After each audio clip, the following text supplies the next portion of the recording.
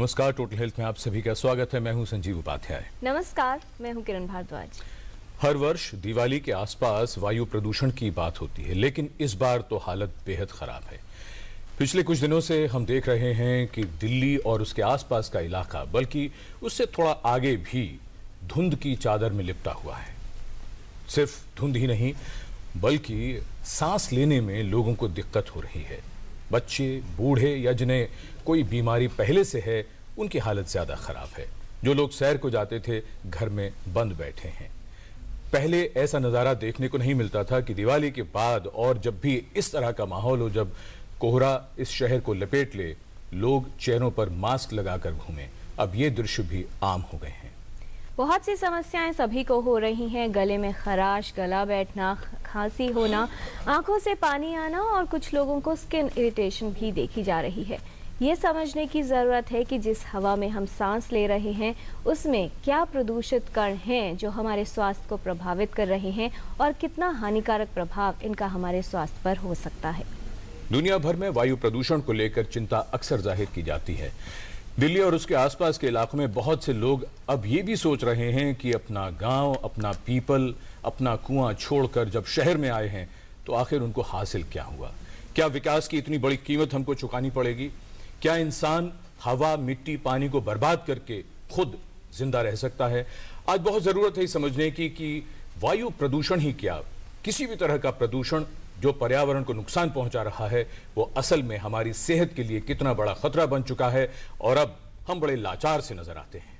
और साथ ही ये समझने की भी ज़रूरत है कि इससे बचाव कैसे किया जा सकता है, क्योंकि पिछले कुछ दिनों में विशेषज्ञों के सामने नए मरीजों की संख्या बढ़ी है। वहीं जिन लोगों को पहले से जो समस्याएं थी उनकी गंभीरता भी बढ़ती नजर आ रही है। ऐसे में क्या सावधानी सभी को रखनी चाहिए और ख़ास तौर पर पर्यावरण को साफ करने के लिए, प्रदूषण मुक्त करने के लिए हम सभी को क्या करना होगा, ये तमाम बातों पर विस्तार से बातचीत करने की आवश्यकता है। फिलहाल देखते हैं एक रिपोर्ट और ये समझते हैं कि प्रदूषण को लेकर इस समय क्या स्थिति है।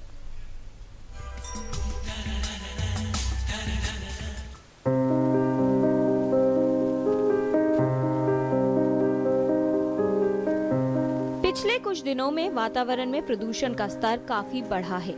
प्रदूषण का लगातार बढ़ता स्तर चिंता का विषय है।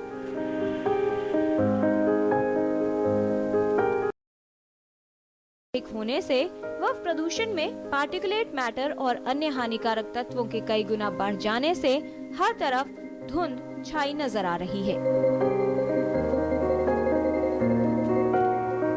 इस लगातार बढ़ते वायु प्रदूषण से सेहत के लिए खतरा भी बढ़ गया है। ऐसे में कई तरह की समस्याएं हो रही हैं। इससे न सिर्फ श्वसन रोगियों की स्थिति पर प्रभाव पड़ रहा है,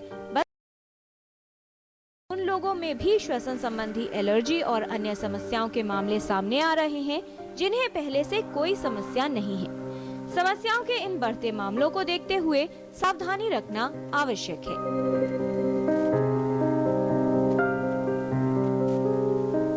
वायु प्रदूषण का प्रभाव हमारी सेहत पर सीधा पड़ता है। जब हम सांस लेते हैं तो हवा में मौजूद ऑक्सीजन के साथ अन्य दूषित कण और गैस हमारे शरीर में पहुंच जाते हैं। इससे श्वसन तंत्र पर प्रभाव पड़ता है।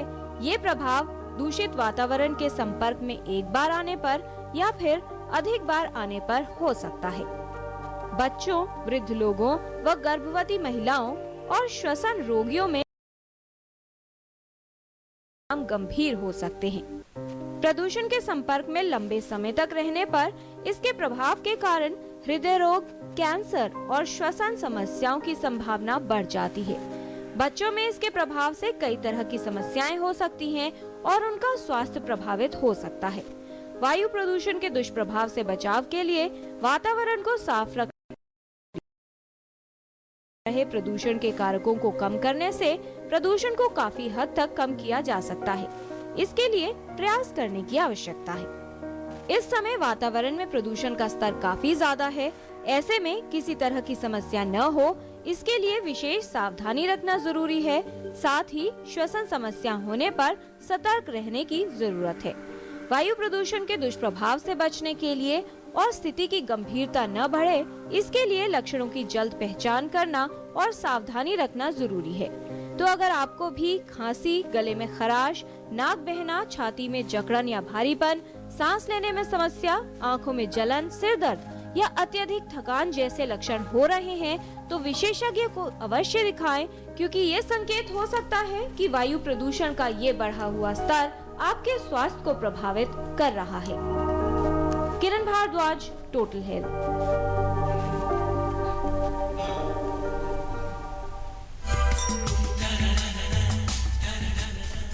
गुलजार साहब की पंक्तियां, वो कहते हैं कि आंखों में जल रहा है क्यों बुझता नहीं धुआं, उठता तो है घटा सा बरसता नहीं धुआं। बहुत से लोग ये दुआ मांग रहे हैं कि सूरज के दर्शन किसी भी तरह हो जाएं, शायद बारिश हो जाए, हालात बेहतर हो जाएं। तो इधर उधर और लाग लपेट की बातें छोड़कर कुछ खरी खरी बातें आज अपने विशेषज्ञों से पूछेंगे, जानेंगे और सुनेंगे और ये समझने की कोशिश करेंगे कि अगर हम कुछ कर सकते हैं तो क्या कर सकते हैं, क्योंकि हालात सचमुच बेहद खराब हैं। इस विषय पर बात करने के लिए हमारे साथ स्टूडियो में विशेषज्ञों का खास पैनल मौजूद है। हमारे साथ हैं doctor Varinder Singh, director professor department of paediatrics from Kalawati Saran Hospital and Lady Hardinge Medical college.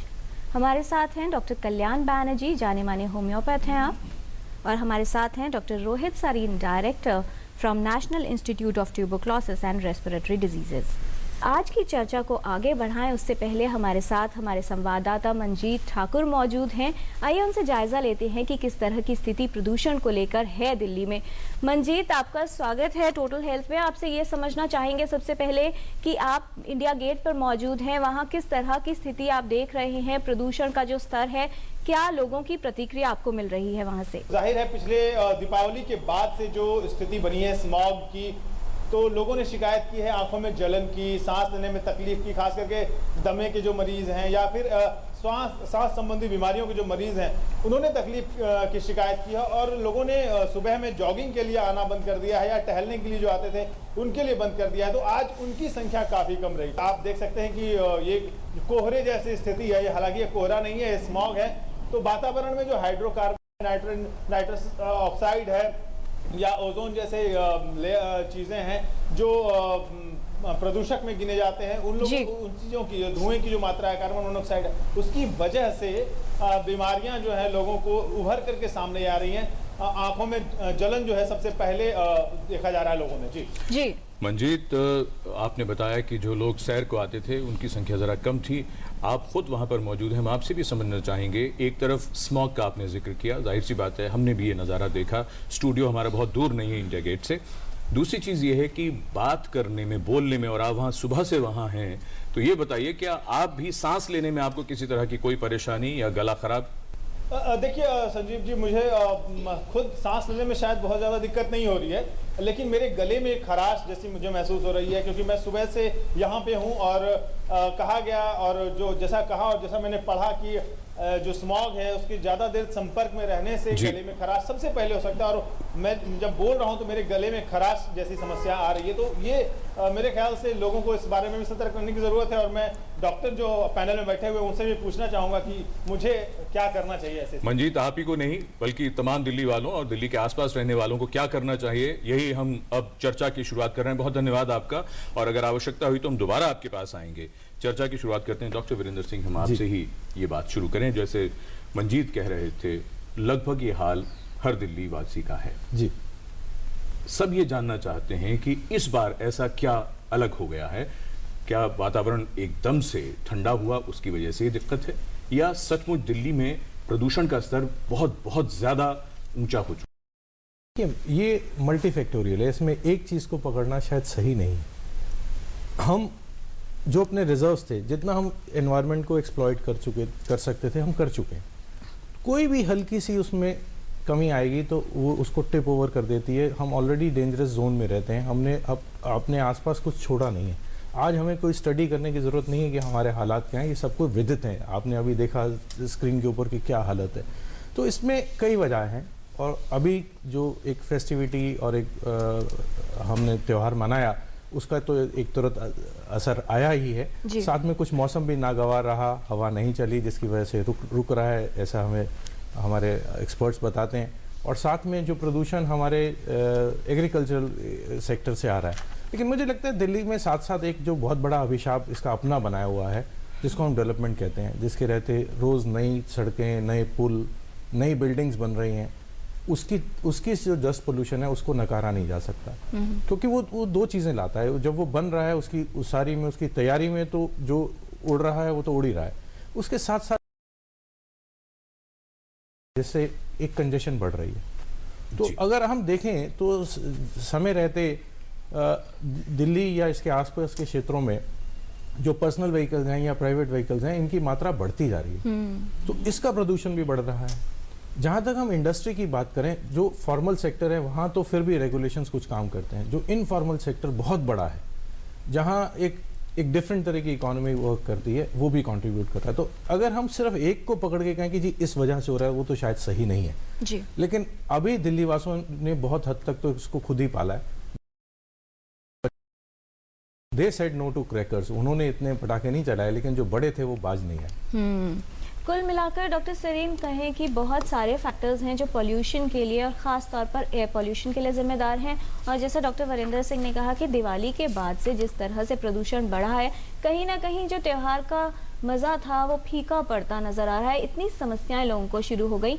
आप क्या बताना चाहेंगे कि पोल्यूशन की बात करते हैं जब हम, और ख़ास तौर पर एयर पोल्यूशन, क्या फैक्टर्स या कौन से ऐसे कण हैं, कौन से ऐसे एलिमेंट्स हैं जो एयर पोल्यूशन बनाते हैं, और क्या खतरे हो सकते हैं हमारे स्वास्थ्य के लिए?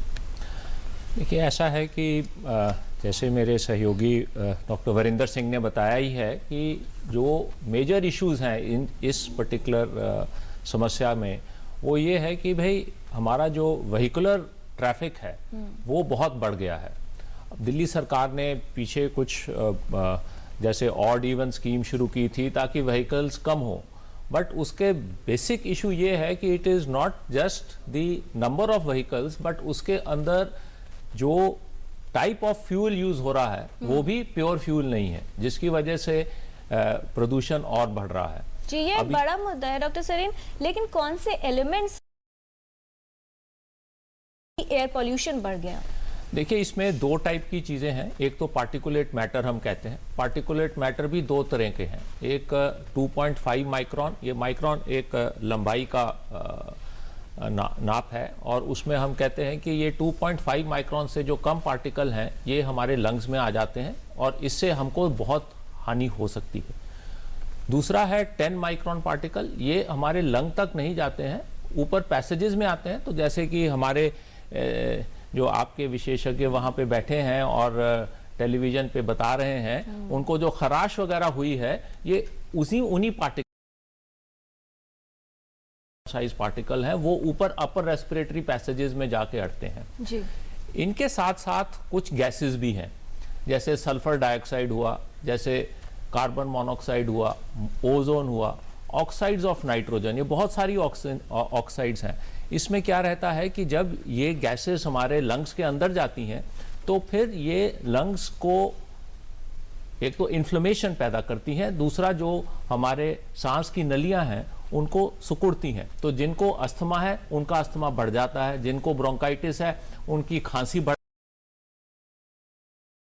तो ये जो अंदर आ रही हैं गैसेस, क्योंकि गैसेस का कोई नाप in terms of molecular size नहीं होता, गैस तो आपके अंदर जाएगी ही जी। तो वो जो गैस जाती है that further adds to the whole problem. So both the things are there, the gases and the particulate matter. तो इसीलिए जो लोग एक्सरसाइज अगर सुबह कर रहे हैं, जितना ज्यादा ब्रीथ करेंगे उसका दुष्प्रभाव भी उतना ही ज्यादा होगा। डॉक्टर कल्याण बैनर्जी, ये तो उन लोगों की बात हुई जिन्हें पहले से कोई समस्या है, लेकिन हमारे जो रिपोर्टर थे, जैसे हमने उनसे जाना, उन्हें कोई समस्या नहीं है, या वो लोग जो नॉर्मल हैं इस सीजन में उनको भी समस्याएं आ रही, कहीं ना कहीं ब्रीदिंग से रिलेटेड, गला खराब होने से रिलेटेड बहुत सी समस्याएं बढ़ रही है। हाई रिस्क ग्रुप कौन सा होगा, और जो सामान्य लोग हैं क्या वो पहले से अगर सेंसिटिव हैं तो उनको ये समस्याएं ज़्यादा होंगी? हाँ, जो सेंसिटिव है, जिसको क्रॉनिक लंग्स प्रॉब्लम है, तो उन लोग को थोड़ा जल्दी ये सब प्रॉब्लम होने लगेगा, उतना टॉलरेट नहीं कर पाएंगे। बच्चा जो है, जो उनको लंग्स जैसे उतना स्ट्रॉन्ग नहीं है, कमज़ोर है जी, तो उनको भी ये सब में एक्सपोज होगा तो नेचुरली हुईज होने लगेगा, खांसी होने लगेगा, तो ये सब प्रॉब्लम होगा।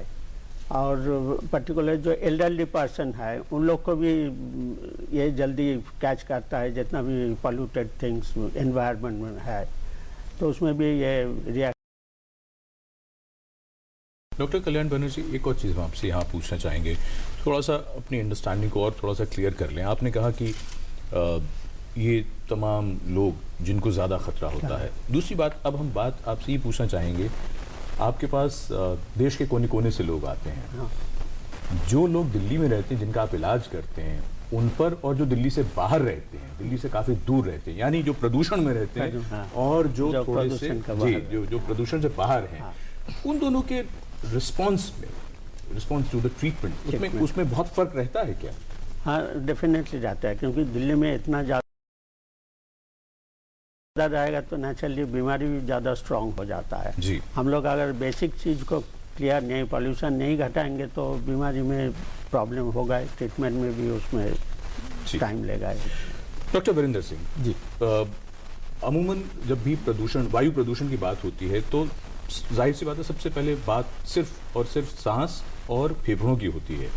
अगर हम पूरा स्पेक्ट्रम लोगों को समझाने की कोशिश करें, क्या इस वायु प्रदूषण का असर शरीर के है कि वायु प्रदूषण जो है उसको दो तरीके से, जैसे डॉक्टर सरी ने एक बड़ी इंपॉर्टेंट बात करी कि 2 तरह के पार्टिकल जी और कुछ गैसेस हैं। ये गैसेस जब मॉइस्चर से मिलती हैं तो इनसे एसिड बनता है और एसिड रेन भी होती है, जिस वजह से भी हमारे शरीर पे असर आता है, जिससे ये जो इरिटेटिव इफेक्ट है, जैसे गले में खराश बता रहे थे अभी मंजीत जी, ये सब उस वजह से होता है। तो जहाँ तक बात है, चूँकि सांस लेंगे, हवा सबसे पहले तो फेफड़ों में और गले में जाएगी,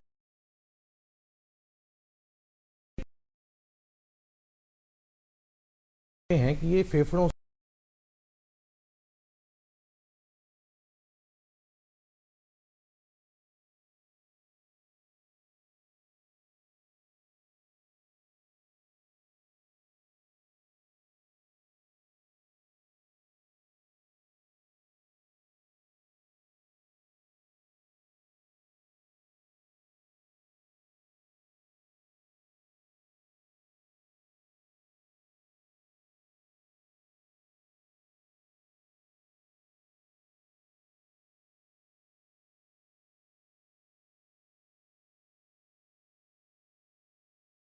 क्योंकि अब घर के हम ज़्यादातर बात बाहर के पोल्यूशन की करें क्योंकि ये सामयिक है, लेकिन शायद बच्चों के लिए घर के अंदर वाला पोल्यूशन भी बहुत इंपॉर्टेंट है। तो अगर हम ये देखें कि जिन घरों में ऐसे चूल्हे इस्तेमाल होते हैं, घर के अंदर पोल्यूशन ज़्यादा है, तो उन बच्चों में असर ज़्यादा पाया गया कंपेयर टू उन फैमिलीज़ में जिनमें ऐसा प्रदूषण नहीं है। लेकिन हमें साथ में ये नहीं भूलना चाहिए कि ऐसे that is also reflective of a standard of living, जिसकी अपनी एक अलग डायमेंशन है, एक्सेस टू हेल्थ केयर से लेके देयर वल्नरेबिलिटी। तो इसको सिर्फ एक ही तरीके से नापना कि चूंकि घर के अंदर चूल्हा था इससे हुआ, ये कुछ हद तक तो सत्य है पर पूरा सत्य नहीं है। तो जब ये मैं इसलिए कह रहा हूँ, मैं ये नहीं चाहता हूँ कि पोल्यूशन से फोकस हटे, लेकिन ये बहुत जरूरी है कि हम लोग बहुत एक फायर फाइटिंग वाली अप्रोच रखते हैं कि एक सिंगल चीज पकड़ी और उसके पीछे भागे, और पूरी उसमें हम इन्वेस्टमेंट कर देते हैं, फिर उसका रिजल्ट नहीं नजर आता। फिर हम कहते हैं नहीं अब वहां आग लगा दी किसी ने तो इसलिए हो गया, और यहाँ लोग इकट्ठे हो गए इसलिए हो गए, जबकि कारण यह है कि हमने उसको जो एक दूरगामी एक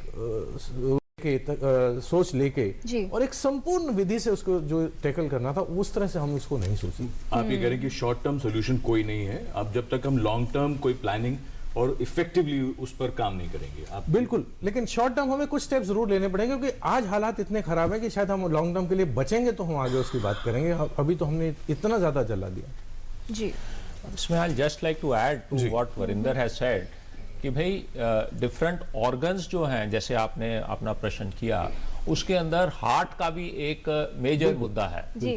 कार्डियक इस्कीमिया बहुत देखा गया है जहां पोल्यूशन है, और इनफैक्ट स्ट्रोक और इस्कीमिया से जितनी डेथ्स होती हैं इन अ पोल्यूटेड एरिया, वो कहीं ज़्यादा हैं compare to the lung problem. Lung problem में डिसेबिलिटी होती है, मे बी डेथ कम होती है, बट हार्ट इश्यूज के अंदर डेथ ज़्यादा होती है। जी डॉक्टर सरीन, एक बहुत लंबी लिस्ट है बीमारियों की, जिसके अंदर चाइल्डहुड ओबेसिटी की कंडीशन कही जाए, डिप्रेशन जैसी बीमारियां, बच्चों में ऑटिज्म, एक ऐसा लंबी लिस्ट है सभी बीमारियों की जो इसके खतरे को बढ़ जाते हैं, कहीं ना कहीं इससे रिलेशन है। ऐसे में सबसे पहला जो इफेक्ट हुआ कि सांस लिया तो फेफड़ों के अंदर वो हवा गई तो फेफड़े प्रभावित हुए। उसके अलावा किस तरीके से और लगभग कितने समय में इसका प्रभाव हो सकता है अगर पूरी बॉडी ऑर्गन्स की बात की जाए?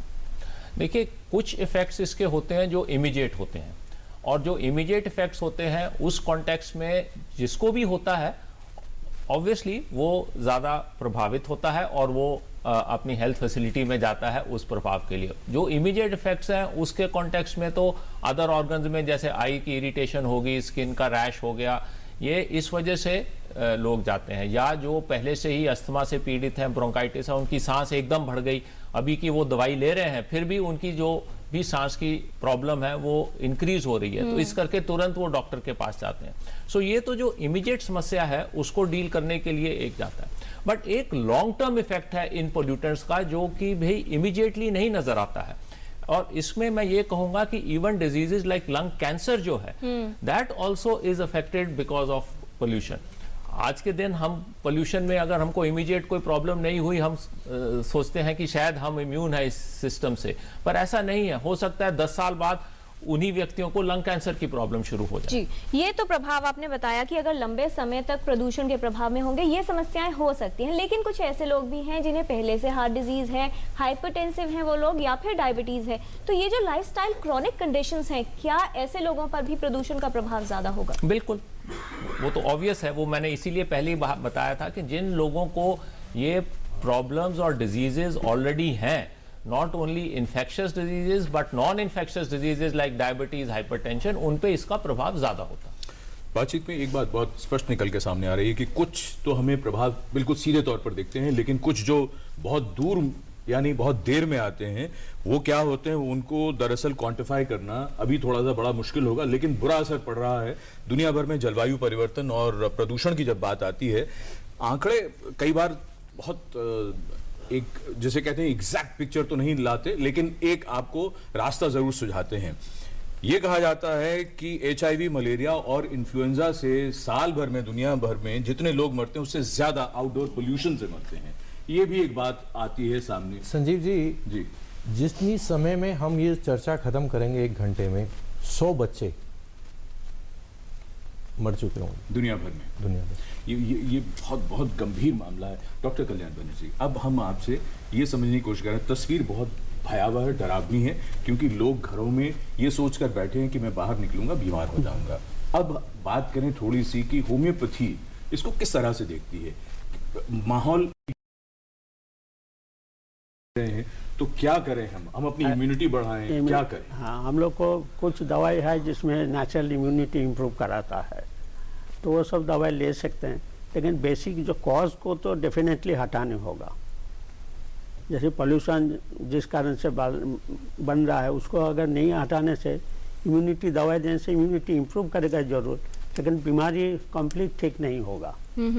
डॉक्टर बैनर्जी, क्या इस तरह की दवाइयां भी उपलब्ध हैं? मान लीजिए किसी को पहले से समस्या है या उसे पता है कि वो हाई रिस्क ग्रुप में है, तो प्रदूषण जैसे जैसे बढ़ रहा है और कहा जा रहा है कि अभी सर्दियां बढ़ेंगी तो प्रदूषण का स्तर भी अभी ऐसा ही रहेगा या बढ़ भी सकता है, तो पहले से प्रिवेंटिव मेजर के तौर पे वो दवा लेनी शुरू कर दी जाए तो जो दुष्प्रभाव है वो कुछ कम किया जा सके? कम होगा उसमें। डॉक्टर वीरेंद्र सिंह, एक चीज और, बहुत से लोग इस मौसम में, और सोशल मीडिया पर तो हम जानते हैं बहुत सी चीजें बताई जा रही हैं जी। अदरक और तुलसी की चाय पीजिए, गुड़ की एक डली खाइए रोजाना, मास्क लगाइए, इन सब चीजों का लाभ ऐसी स्थिति में, क्योंकि ये भी कहा जा रहा है कि ये ऐसी स्थिति जैसी अब है दिल्ली में, ये मैं एक्सपर्ट तो नहीं हूँ नेचुरोपैथी का कि कह सकूँ इनमें से क्या काम करती हैं या नहीं करती, लेकिन कुछ चीज़ें कॉमन सेंस अप्रोच की होती हैं। तो कॉमन सेंस अप्रोच तो ये कहती है कि जब प्रदूषण ज़्यादा है और जिस समय ज़्यादा है, जैसे कि जब ठंडी है सुबह और शाम ज़्यादा है, तो हमें आदत है हम सुबह दौड़ना चाहते हैं या घूमने जाते हैं या सैर करने जाते हैं पार्क में, तो शायद ये मौसम वैसा नहीं है जब आप इस समय बाहर निकलें, क्योंकि उस समय प्रदूषण का स्तर सबसे ज़्यादा है। तो ये एक तरीका है इससे बचने का। दूसरा तरीका जो जैसे गुड़ कहा गया, सूदिंग इफेक्ट ऑफ थ्रोट के अंदर जो है, या आपने जिक्र किया अदरक का, इनके असरों को दिखा नहीं रहे, लेकिन हमने भी यहाँ कुछ ऐसी चीजें रखी हुई हैं अपने गले के लिए और आपके लिए भी। नहीं, इनका अपना एक लिमिटेड इफेक्ट है, और इसको ये चूंकि आसानी से उपलब्ध है और इनकी एक्सेप्टेंस है। देखिए, कोई भी एक दवाई आती है तो दवाई की एक्सेप्टेंस नहीं होती। कुछ चीज़ें होती हैं जिनका अगर कोई नुकसान नहीं हो और कोई फ़ायदा हो, और ऐसा एक कन्वेंशनल विजडम कहता हो, तो शायद हर पैथी को उसको कोई अपोज करने की ज़रूरत नहीं है। तो इस रहते मैं उसको अपोज नहीं करूँगा। एक छोटी सी टिप्पणी डॉक्टर रोहित सरीन से भी लेते चलें। डॉक्टर साहब, ये गर्म पानी, स्टीम लेना, इन चीज़ों से कुछ राहत मिलेगी लोगों को अगर वो करना चाहें? इन are allopathic science steam inhalation जो है ये सबसे ज़रूरी एक माध्यम है जिससे लंग्स की जितनी भी दूषित सिक्रीशंस हैं वो बाहर निकालने में आसानी होती है।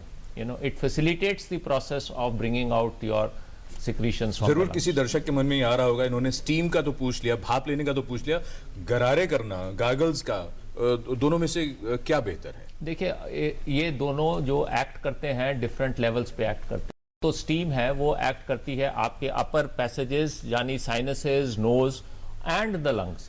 जो गरारे हैं इनका इफेक्ट होता है पीछे फेरिंक्स और थ्रोट का। तो जो थ्रोट की इरिटेशन से प्रभावित हैं उसके लिए गरारे आवश्यक हैं। जी, तो मंजीत को गरारे करने चाहिए। लेकिन एक बात जरूर इसमें जोड़ दूंगा। जी जी, हाइड्रेशन सबसे इंपॉर्टेंट है। अच्छा जी, तो द्रव्य लेते रहें, ताकि पानी पीते रहें, ये बहुत ज़रूरी है। सर्दी के मौसम में वो कम पिया जाता है। थोड़ा सा स्टीम से मैं परहेज करता हूँ, क्योंकि बच्चे चंचल होते हैं और कई बार जल जाते हैं। तो ये तो बहुत बच्चों के ध्यान साथ रखना है। होता है। तो मैं दर्शकों को ज़रूर कहना चाहूँगा कि स्टीम ऐसे ही सब बच्चों को देना ना शुरू करें, क्योंकि उसका फ़ायदा नहीं होगा। हाँ, उनको द्रव्य देते रहें, उनको पानी खूब पिलाएं, ताकि वो ये इसको सिक्रीशंस को वो बाहर निकाल सकें। जी, तो छोटे छोटे ये ऐसे नुस्खे हैं जो बहुत कारगर साबित हो सकते हैं अगर आपको प्रदूषण की वजह से गला में खराश या छोटी छोटी समस्याएं हो रही हैं। और फिलहाल टोटल हेल्थ में एक छोटा सा ब्रेक लेते हैं। ब्रेक के बाद ये समझेंगे कि अगर समस्या शुरू होती है ऐसे में आपको क्या करना है और कब जरूरत होगी विशेषज्ञों को दिखाने की। आप हमारे साथ बने रहिए, लौटते हैं एक ब्रेक के बाद।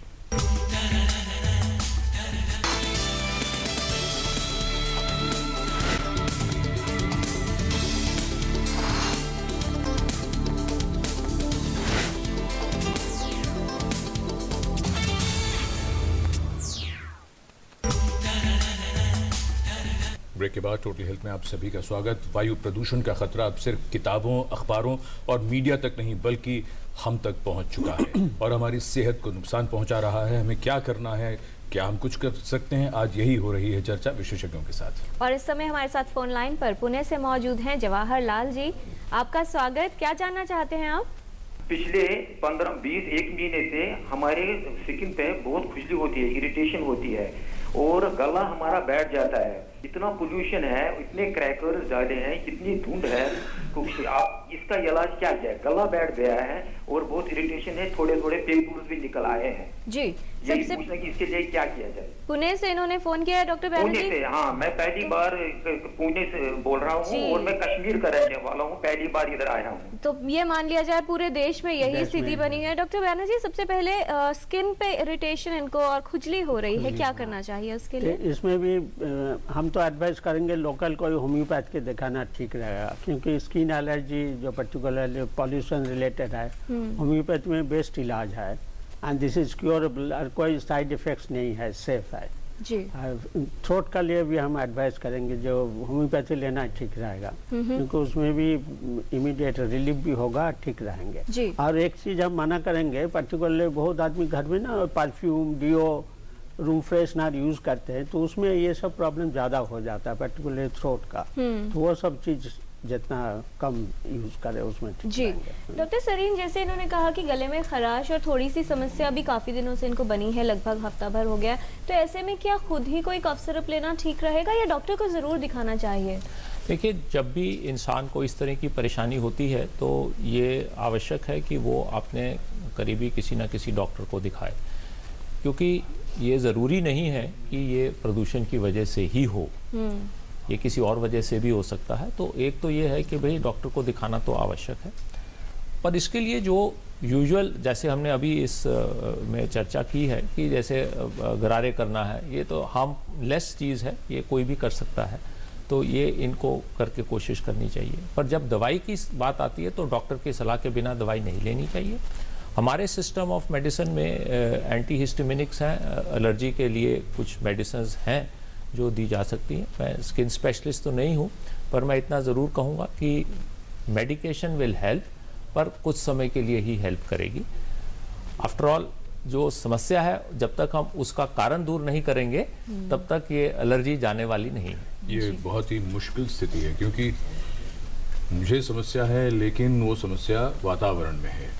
डॉक्टर कल्याण बनर्जी, एक बात, बल्कि हम चाहेंगे बारी बारी से आप तीनों ही इस प्रश्न पर टिप्पणी करें अपनी।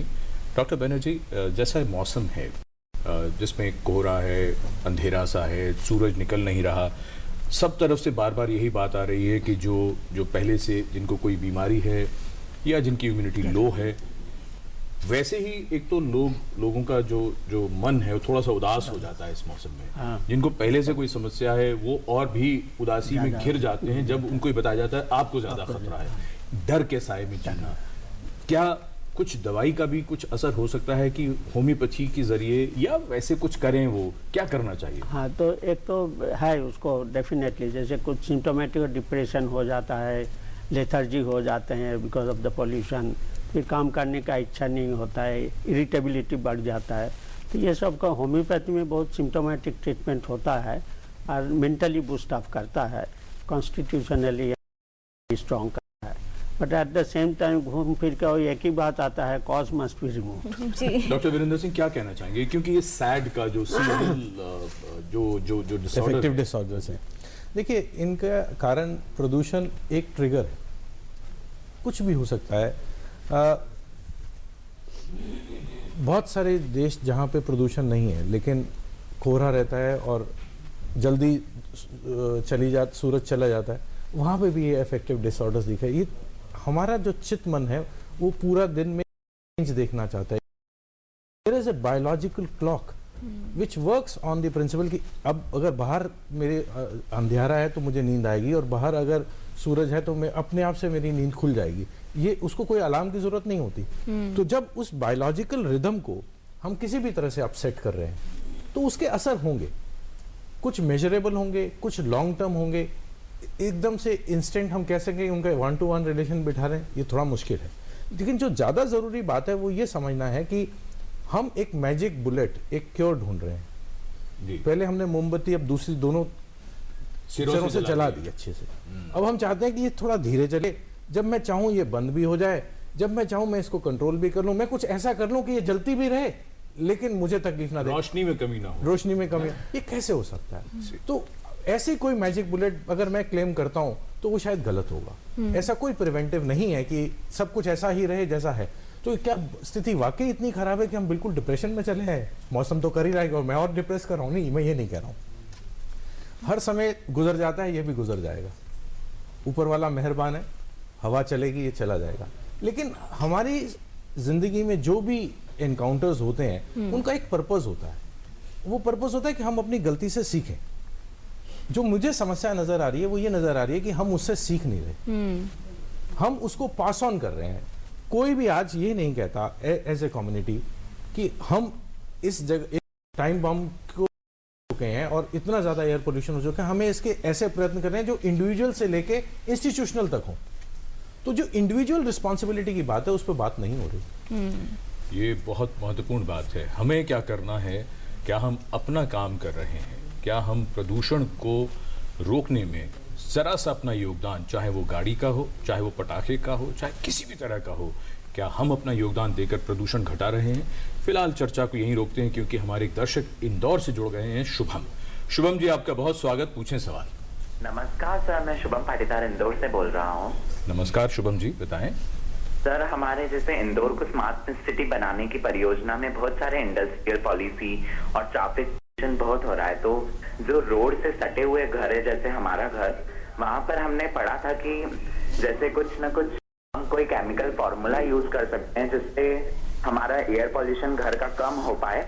और एक मास्क का भी पूछना था कि मास्क हमारे लिए तरह असरदायक है। ठीक, ये दो महत्वपूर्ण बातें हैं। डॉक्टर सरीन क्या कहना चाहेंगे? देखिए, अगर आपका घर सड़क के समीप है और वहाँ पे कंस्ट्रक्शन वर्क चल रहा है जिसकी वजह से आपके घर में प्रदूषण है और उसके इफ़ेक्ट्स आ रहे हैं, तो सबसे पहले तो हमको ये देखना है कि भाई सरकार को घरों के बिल्कुल करीब इस तरह की एक्टिविटी ना हो जिससे जो भी वहाँ रहते हैं उनको परेशानी हो। सो एक तो इसका जो हल है, मूल हल तो ये है कि cause has to be removed. ठीक। दूसरी बात ये इन्होंने कही कि भाई क्या मैं कोई घर में केमिकल स्प्रे कर सकता हूँ या ऐसा कुछ चेंज ला सकता हूँ अपने घर में जिसकी वजह से, ये कहना बड़ा मुश्किल है, बट आर्किटेक्ट को कंसल्ट करके वेंटिलेशन को देखते हुए ये चीज़ सोची जा सकती है। जी। थर्ड थिंग जो है, मास्क का प्रयोग की बात करते हैं। देखिए, मास्क जो है, मास्क जो पार्टिकुलेट मैटर है, कुछ ऐसे मास्क हैं जो पार्टिकुलेट मैटर को रोक लेते हैं, क्योंकि मास्क भी क्या है, छलनी है। जैसे कि भाई हम इनहेल करते हैं, अगर वो हवा मास्क के थ्रू आती है तो उसके अंदर जो पार्टिकुलेट मैटर है वो तो रुक जाता है, परंतु जो उसके अंदर गैसेस हैं वो गैसेस तो अपना इफेक्ट करती हैं। गैसेस पे बहुत ज़्यादा इफेक्ट मास्क का नहीं होता, और मास्क भी हम फिर 24 घंटे तो नहीं पहन सकते। आफ्टर ऑल अगर उसी घर में हमको रहना है तो उसी घर के वातावरण के साथ डील करने का आंसर मास्क नहीं है। मास्क उन सिचुएशंस के लिए दिया जाता है जहां पे इंसान एक पीरियड के लिए एक पोल्यूटेंट को एक्सपोज होता है। जैसे कि कोई ट्रैफिक पुलिसमैन है, अगर उसके लिए हम कहें कि ठीक है मास्क दे दिया जाए तो बेनिफिशियल उसको ज्यादा होगा, पर अगर हम ये कहें कि 24 घंटे ही वो एक गैस चेंबर में है और उसको मास्क 24 घंटे पहनाया जाए, that is not the right answer. कुछ लोग डॉक्टर सरीन मुंह पे कपड़ा या रुमाल बांध के भी बाहर निकलते हैं, क्या उससे कुछ लाभ होगा? देखिए, जो हमारे पार्टिकुलेट मैटर जो सबसे ज्यादा असर करते हैं वो मैंने बोला 2.5 माइक्रोन साइज पार्टिकुलेट मैटर है जो असर करता है जी। उसको तो ये कपड़ा नहीं रोक पाएगा। ओके। परंतु जो ज्यादा डस्ट है, क्योंकि देखिए डस्ट भी जो है वो अपर रेस्पिरेटरी पैसेजेस को इफेक्ट करता है। जैसे किसी ने बोला गले में खरखराश हो रही है, जुकाम हो गया है, तो ये जो चीज है ये उस कपड़े से इफेक्ट, मतलब उससे थोड़ा सा प्रिवेंट कर सकते हैं आप। बट जो लंग्स का कॉन्टेक्स्ट है जिसके अंदर स्मॉलर पार्टिकल्स इफेक्ट कर रहे हैं विच आर मोर डेंजरस, उसके लिए कपड़ा इफेक्ट नहीं करे। जी। डॉक्टर वरिंदर सिंह, बच्चों को तो सुबह स्कूल जाना है, अभी 2-3 दिन से तो छुट्टियां हैं स्कूल की, लेकिन जाहिर तौर पर अभी आने वाले समय में, और वो अर्ली मॉर्निंग ही निकलते हैं 7 साढ़े 7 बजे, तो उनके साथ क्या एहतियात बरतनी होगी? देखिए, मास्क या मुंह ढकना एक शॉर्ट टर्म सोल्यूशन, जैसे डॉक्टर सरीन ने भी कहा, वो है। अगर उस समय बहुत ज़्यादा धूल उड़ रही है या कहीं आप ऐसी जगह से, बहुत पोल्यूटेड जगह से निकल रहे हैं, तो उसका इस्तेमाल कर सकते हैं। लेकिन इससे ज़्यादा बच्चे सवेरे में और कुछ कर सकते हैं, ये कहना थोड़ा सा मुश्किल है।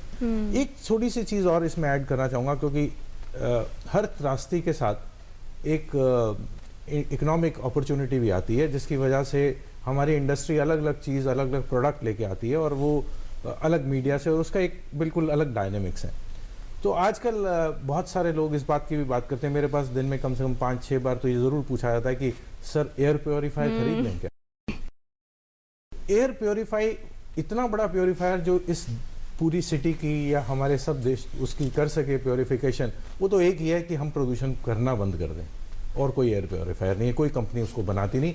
जो कंपनी एयर प्योरीफायर्स बनाती है बहुत सारी एयर को कंटेमिनेट करती हैं, क्योंकि बहुत सारे एयर प्योरीफायर्स ओजोनाइजेशन पे काम करते हैं और वो ओजोन प्रोड्यूस करते हैं, इसलिए वो शायद एक लिमिटेड स्पेस में आपको तो फायदा देंगे, लेकिन लार्जर कॉन्टेक्स्ट में वो डैमेजिंग है, वो और नुकसान कर रहे हैं। वो और नुकसान। अच्छा, एक चीज़ यहीं पर ही आपने एयर प्योरीफायर की बात की, मास्क की भी बात हुई। जो लोग मान लीजिए कोई हेल्थ कंडीशन है और एक ही कमरे में रह रहे हैं, वहाँ तो आपने अगर किसी को, अगर डॉक्टर रिकमेंड करें क्या तभी एयर प्योरीफायर इस्तेमाल करें या कोई भी करे?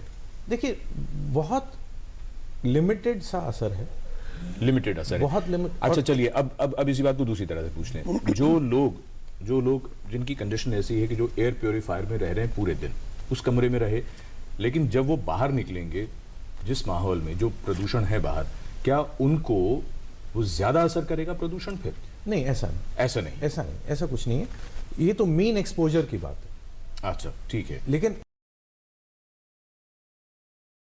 काम कर सकता है। बियॉन्ड ए सर्टेन लेवल वो ट्रिगर आपके साथ एक सा ही असर करेगा, चाहे आपका पहले लेवल कम था, उससे 10% कम था या 50% कम था। जी, तो वो जो ट्रिगर है वो आपकी सांस की रिएक्टिविटी, जो सांस की नलियां हैं, वो डिसाइड करते हैं। लेकिन फिर भी अगर कुछ लोग धूल से बचने के लिए, जैसे डॉक्टर सरीन ने कहा, बिल्कुल धूल से कर- बचने के लिए बिल्कुल अगर कर अपने नाक को अगर ढक रहे हैं कोई तो खराबी नहीं, तो उसमें कोई खराब खासकर आजकल के मौसम में जब आप 100 मीटर से ज्यादा दूर देख ही नहीं सकते, इतने ज्यादा प्रदूषण में तो ये बिल्कुल एक साधारण सी बात है, इसका इस्तेमाल होना चाहिए। जी, बार बार आज हम जब कार्यक्रम में चर्चा कर रहे हैं वायु प्रदूषण की, तो ये बात आ रही है कि जो मुख्य कारण है वो हटाना बहुत जरूरी है, बाकी सब फौरी तौर पर क्या क्या किया जा सकता है हम समझ रहे हैं। कुछ और जानकारी लेंगे एक छोटे से ब्रेक के बाद। Now the National News Channel of India, live on your mobile phone. Get the news on the go. Watch top videos, get the latest news and continuous news on your mobile phone. Download DD News app now. Visit the Android Play Store, search for DD News, download the app to your phone. Get the power of information at your fingertips. DD News. Only news, complete news.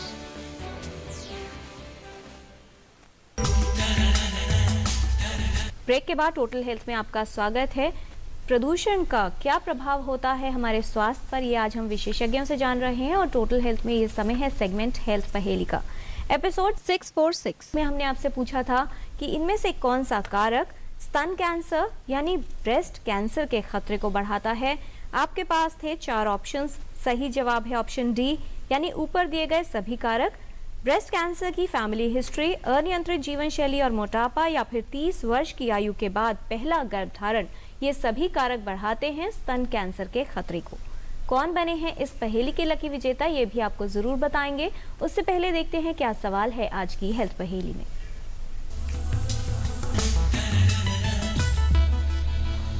आपको बताना है कि वायु प्रदूषण के दुष्प्रभाव से बचाव के लिए इनमें से क्या करना उचित नहीं है। ऑप्शन ए, अधिक प्रदूषण वाले स्थान से दूर रहना। ऑप्शन बी, बच्चे, बुजुर्ग या श्वसन रोगियों को लेकर अधिक सावधानी रखना। या फिर ऑप्शन सी, प्रदूषण का स्तर अधिक होने पर जल्दी सुबह या देर शाम सैर पर जाना। आप अपने जवाब हमें 2 हफ्तों तक भेज सकते हैं। हमारा पता है total health, DD news, room number 50, Delhi 110001, या ईमेल कर सकते हैं totalhealth@ddnews@gmail.com पर।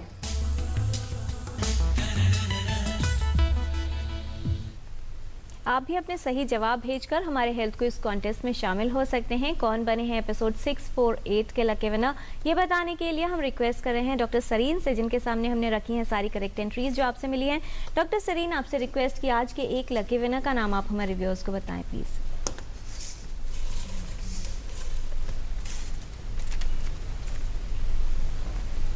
The winner is Praveen Kumar Jha. ये नोएडा से हैं, जी, सेक्टर 20 में रहते हैं। प्रवीण कुमार झा। प्रवीण जी को बहुत बधाई। और अब हम शुरू करते हैं रैपिड फायर, यानी छोटे छोटे सवाल और छोटे छोटे जवाब। पहला सवाल डॉक्टर वीरेंद्र सिंह आपको, वायु प्रदूषण नहीं, बहुत सारी और चीज़ें भी कंट्रीब्यूट करती हैं, लेकिन वायु प्रदूषण में गाड़ियों का इस्तेमाल बहुत बड़ा कारण है। डॉक्टर बैनर्जी, वायु प्रदूषण की वजह से समस्या सिर्फ उन्हीं लोगों को होगी जिन्हें पहले से कोई रेस्पिरेटरी प्रॉब्लम या श्वसन रोग हो। हाँ, उसको तो होगा है, उसका साथ बच्चे को, फिर यंग एडल्ट को भी हो सकता है प्रोलॉन्ग एक्सपोजर होने से। जी डॉक्टर सरीन, वायु प्रदूषण घर से बाहर होता है, घर के अंदर नहीं। ये बिल्कुल गलत है। वायु प्रदूषण घर के अंदर भी है, जो कि घर के अंदर ऐसा ईंधन इस्तेमाल होता है जैसे लकड़ी है, कोयला है, इन चीज़ों से वायु प्रदूषण होता है। डॉक्टर सिंह, बच्चों पर वायु प्रदूषण का अधिक प्रभाव नहीं होता क्योंकि वो ज्यादातर घर के अंदर रहते हैं। नहीं, उनके ऊपर वायु प्रदूषण का जो प्रभाव है वो ज़्यादा होता है, क्योंकि वो घर और बाहर दोनों एयर्स पे इफेक्टेड है। डॉक्टर बैनर्जी, वायु प्रदूषण की वजह से सिर्फ और सिर्फ रेस्पिरेटरी प्रॉब्लम्स होती हैं, बाकी कोई और प्रॉब्लम नहीं होती? ना, ऐसा बात नहीं है। रेस्पिरेटरी तो होता है, उसके साथ हार्ट, ब्रेन, वाइटल ऑर्गन्स भी अफेक्टेड होता है। प्रेगनेंसी में बच्चा का जो यूट्रस में उसको भी प्रॉब्लम होता है। डॉक्टर सरीन, वातावरण में प्रदूषण का स्तर क्या सर्दियों में बढ़ जाता है? हाँ जी, सर्दियों में बढ़ जाता है। डॉक्टर सिंह, वायु प्रदूषण का प्रभाव लंबे समय तक रहे तो बच्चों का श्वसन तंत्र प्रभावित हो सकता है और उनके फेफड़े भी कमजोर हो सकते हैं। जी, ऐसा कुछ स्टडीज ने दिखाया है कि इस पे एक दूरगामी परिणाम होते हैं, असर होते हैं। डॉक्टर बैनर्जी, बच्चों के अलावा गर्भवती महिलाओं या फिर अगर किसी को पहले से हार्ट डिजीज है, उसको भी समस्या बढ़ सकती है प्रदूषण के कारण? जरूर, वो बढ़ेगा। डॉक्टर सरीन, अगर हम बात करें वायु प्रदूषण की तो हृदय रोग, स्ट्रोक या कैंसर, किस खतरे को बढ़ाएगा वायु प्रदूषण? ये तीनों को ही बढ़ाएगा। कैंसर, हाँ, कैंसर भी हो सकता है, जैसे मैंने पहले ही बताया है, लंग कैंसर भी हो सकता है, इस्कीमिक हार्ट डिजीज भी हो सकता है, स्ट्रोक भी हो सकता है। डॉक्टर सिंह, क्या वायु प्रदूषण का प्रभाव बच्चों में होने वाले ऑटिज्म, लर्निंग डिसेबिलिटीज या फिर चाइल्डहुड ओबेसिटी के साथ कोई संबंध है? जी हाँ, इनका एक कुछ एसोसिएशन देखा गया है, खासकर जहाँ पर PM 2.5 का प्रदूषण ज़्यादा होता है। डॉक्टर बैनर्जी, अगर पोल्यूशन की वजह से स्किन प्रॉब्लम या एलर्जी हो जाए तो वो धीरे धीरे अपने आप ठीक भी हो जाती है, दवाई की कोई ज़रूरत नहीं पड़ती? बहुत केसेस होता है।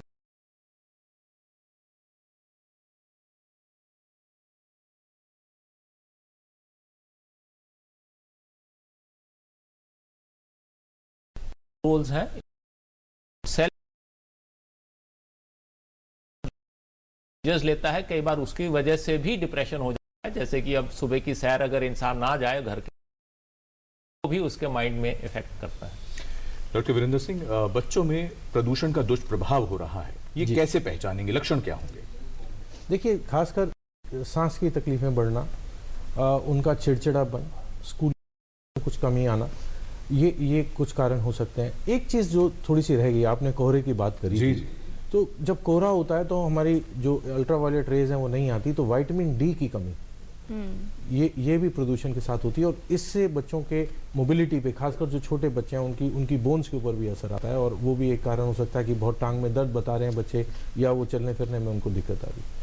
डॉक्टर बैनर्जी, अगर प्रदूषण की वजह से आंखों में जलन या गले में खराश हो रही है तो ऐसे में क्या किया जा सकता है? तो उसमें तो सिंपल जो है ना, पानी में धोना चाहिए, और प्लस अगर उसमें भी रिलीफ नहीं है, परसिस्ट कर रहा है, तो तब सिम्टोमेटिकली होम्योपैथिक दवाई भी होता है, जो आँख का जो एलर्जी होता है उसको, गले का, सिम्टोमेटिकली होम्योपैथिक दवाई खाने से ठीक। अगर प्रदूषण की वजह से गंभीर लक्षण आ रहे हों और सांस लेने में समस्या हो रही तो तुरंत क्या किया जाए? सबसे पहले होगा कि आपने समीपी केंद्र पे जाइए और स्वास्थ्य केंद्र पे जाके डॉक्टर को दिखाइए, बिकॉज ये कई बार बहुत भी हो सकता है और उससे जान भी जा सकती है। डॉक्टर सिंह, अगर बच्चे को श्वसन समस्या हो रही है, बच्चा बहुत छोटा है, तो किन लक्षणों से पहचानेंगे कि स्थिति बिगड़ रही है? देखिए, अगर बच्चा ठीक से तेज से सांस ले रहा है, उसको सांस गड्ढे बढ़ रहे हैं, या वो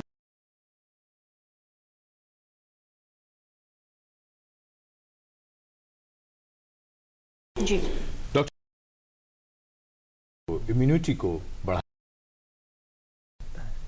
उसमें भी सिम्टोमेटिक अच्छा, दवाई लिया जा सकता है। डॉक्टर सरीन, आजकल के समय में क्या खिड़कियां खुली रखें घर की, उससे फायदा होगा? देखिए, अगर खिड़कियां खुली रखनी है तो खिड़कियां ऐसे समय में खुली रखें जहां पे बाहर का वातावरण जो है वो बहुत दूषित ना हो, नहीं तो वो बाहर का वातावरण अगर अंदर तो इंडोर पोल्यूशन को कंट्रीब्यूट करती है। जी। तो ड्यूरिंग द टाइम जब एयर पोल्यूशन बहुत ज्यादा है, जैसे कि अर्ली मॉर्निंग है, तो तब तो आपको खिड़कियां बंद ही रखनी चाहिए, परंतु वेंटिलेशन के लिए अगर आप दोपहर में, दिन में खिड़कियां खोलते हैं तो वो ठीक है। और अभी आखिरी राउंड है, हम चाहेंगे आप अपना संदेश भी अपने इस जवाब में जोड़ दें। डॉक्टर वीरेंद्र सिंह, बच्चों को स्कूल भेजना भी जरूरी है, उन्हें प्रदूषण से कैसे जरूर पड़ते हैं? ये असर तो ज़रूर अलग अलग एज पे हो सकता है, लेकिन इससे सोल्यूशन एज स्पेसिफिक नहीं हो सकते। लेकिन मुझे जो थोड़ी भी आशा दिखती है वो बच्चों से ही दिखती है। अगर आप देखें कि हमारा पॉलिसी अगर बनाते हैं उसका इम्प्लीमेंटेशन फेलियर है जी, या हम उसकी एक्सेप्टेंस की बात करें जी, तो एक सबसे ज़रूरी चीज़ जो मुझे नज़र आती है वो एक लैक ऑफ सेंसिटिविटी आती है। और एज ए जनरेशन शायद हम अपने आप को फेल कर चुके हैं, हम रिस्पॉन्सिव सिटीजन नहीं है। हमने इस इतनी बड़ी त्रासदी को जितनी एक इम्पोर्टेंस देनी चाहिए थी, कई कारणों से नहीं दी है, चाहे वो इकोनॉमिक कारण है, चाहे पॉलिटिकल है, मैं उसमें जाना नहीं चाहूँगा, लेकिन कारण है। तो मुझे तो ये लगता है कि हमारी उम्मीद सिर्फ बच्चों से ही है। और मैं अभी आजकल हमारे यहाँ इंडियन एकेडमी ऑफ पीडियाट्रिक्स का एक रेस्पिरेटरी चैप्टर है, जो कि जितने देश के हमारे बच्चों के विशेषज्ञ इस क्षेत्र में काम करते हैं, उनकी एक संस्था है। और उसके चेयरपर्सन के नाते हम लोगों ने एक प्रोग्राम लॉन्च कर रहे हैं जिसमें हम बच्चों से बात करेंगे। अच्छा, रिस्पॉन्सिबिलिटी हम उनके दिमाग में चॉइस है कि धूम्रपान करना है या नहीं करना। बहुत सारी चीजें हैं जिन पे हम सोच सकते हैं, चाहे वो पब्लिक ट्रांसपोर्ट का इस्तेमाल करना है, चाहे वो रुकावट है। तो इस सब के ऊपर हम एक प्रोग्राम लॉन्च करने वाले हैं और मुझे लगता है ऐसा ही एक सोशल मूवमेंट का जरूरत है, जिसको अलग अलग तरह से जहां जहां जो इसको टच कर सकता है उसको जरूर करना चाहिए। जी डॉक्टर कल्याण बैनर्जी, क्या संदेश देना चाहेंगे आप? हम चाहेंगे सबको को हम लोग मिल के प्रदूषण को दूर करने का जो सिंपल मेथड है, जैसे गाड़ी का इस्तेमाल कम, प्लस जो हम लोग क्रैकर यूज़ करते हैं उसको, फिर जो जला देते हैं जो क्रॉप रेसिडुअल है, तो ये सब का हम लोग सब मिलके अगर इसको स्टेप्स ले तो जरूर प्रदूषण बंद होगा। डॉक्टर सलीम, चलते चलते आपकी टिप्पणी, किस तरह से हम प्रदूषण मुक्त वातावरण बना सकते हैं? देखिए, हमने अभी तक जो भी बातें की हैं ये बेसिकली सोसाइटी रिलेटेड बातें की हैं। जैसे मेरे कोलीग डॉक्टर वरिंदर सिंह ने कहा कि हमको एक रिस्पॉन्सिव सिटीजन होना चाहिए। इसके साथ साथ मैं ये भी कहूँगा कि इसमें बहुत सा हाथ गवर्नमेंट पॉलिसी और स्ट्रैटेजी में भी है। हमको ये चीज़ नहीं भूलनी चाहिए। हमको ये देखना चाहिए कि हमारी गवर्नमेंट की जो रेगुलेटरी अथॉरिटीज़ हैं और उनकी इन्फोर्समेंट है वो प्रॉपर हो, ये भी चीज़ देखनी चाहिए, ये गवर्नमेंट को ही देखनी चाहिए। हमको यही है, जैसे कि अब आपने ये मुद्दा उठाया है, आपने अपने मीडिया में ये बात बताई है, तो जनरल अवेयरनेस की बात जो है दैट इज़ वेरी इंपॉर्टेंट। और कॉन्स्टेंटली हमको अपनी एक सर्वेलेंस सिस्टम बनाना चाहिए जिसके अंदर हमें मालूम रहे कि आज की प्रदूषण मात्रा क्या है। ठीक जी, बहुत धन्यवाद इस तमाम जानकारी के लिए आप सभी का। तो बहुत ज़रूरत है ये समझने की कि जिम्मेदारी आपकी है, जिम्मेदारी हमारी है, जिम्मेदारी हम सबकी है प्रदूषण मुक्त करने की वातावरण को, जिससे सभी का स्वास्थ्य ठीक रहे और सुरक्षित रहे। एक सामाजिक बदलाव की जरूरत है, हमारी सोच में भी और हमारे दायित्व, हमारी जिम्मेदारी में भी। हम ये सवाल बार बार पूछें कि हमारे शहर की हवा सचमुच कैसी है। फिर ये जिगर मुरादाबादी के शेर की तरह कहना नहीं पड़ेगा कि वही है जिंदगी, लेकिन जिगर ये हाल है अपना कि जैसे जिंदगी से जिंदगी कम होती जाती है। स्वस्थ रहिए इस प्रदूषण के वातावरण में भी। स्वस्थ रहने के जो नुस्खे आपको बताए गए हैं, जो तरीके बताए गए हैं, उनका पालन करिए, अपना ख्याल रखिए। अगले सप्ताह एक नए विषय के साथ हाजिर होंगे, तब तक के लिए नमस्कार।